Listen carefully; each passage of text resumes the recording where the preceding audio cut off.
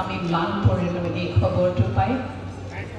আমাৰ মৰমৰ ভূপেন দা আজি কিছু দিন ধৰি ICUত আছিল। আমি জানো তেখেতৰ অৱস্থা খুব ভাল নহয়, তথাপিও আজিৰ দিনটো তেনেকুৱা এটা খবৰ পাম বুলি আশা কৰা নাছিলোঁ। ভূপেন দা আচলতে এজন গীটাৰিষ্ট আছিলে। ভূপেন দাক মই যেতিয়া পাইছিলোঁ এজন গীটাৰিষ্ট হিচাপে পাইছিলোঁ। আমাৰ লগত বহুত গীতত তেওঁ গীটাৰ সংগত কৰিছিল। পিছলৈ তেওঁ এটা ভাইব্ৰেশ্যন গ্ৰুপ এটা খুলিছিল আৰু সেই ভাইব্ৰেশ্যন গ্ৰুপত 5-6জন আছিল। তাৰে ভূপেন দা আছিলে।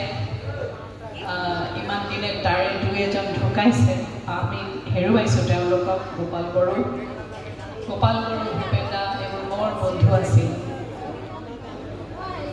আজি মনত পৰিহে কথাখিনি আপোনাক কৈছোঁ। এইখিনি ক'ব লগা নাছিলেই আচলতে, তথাপিও আপোনালোকে ৰখি আছে আমাৰ গীত শুনিবলৈ। নিশ্চয় গাব লাগিবই, কিন্তু তাৰ আগতে নিজৰ গীত মই ভূপেন দাৰ ছবিত এখন গাইছিলোঁ, পূজা বুলি ছবি এখনত অকণমান আওৰাই দিছোঁ। কিন্তু তেখেতলৈ প্ৰতি শ্ৰদ্ধা জনাই, তেখেতলৈ শ্ৰদ্ধাঞ্জলি জনাইছোঁ। ভূপেন দাই আমি গীত গালে বেয়া নাপায় দেই, খুব গান ভাল পোৱা মানুহ আছিল। গতিকে তেওঁৰ আত্মাই, আমি আজি ইয়াত গীত গালে আত্মাই শান্তিহে পাব বুলি মই ভাবোঁ। গতিকে মই তেখেতৰ এটি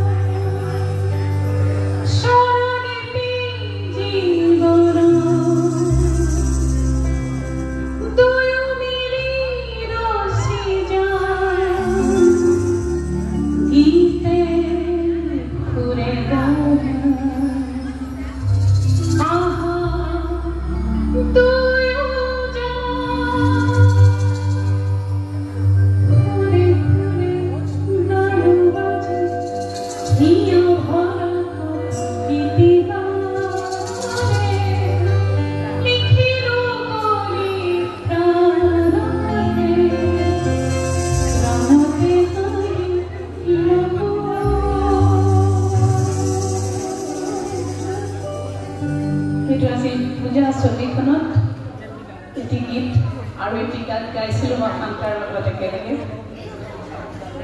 যে নহওক, এইখিনি মই ভূপেন দাৰ কাৰণে গালোঁ।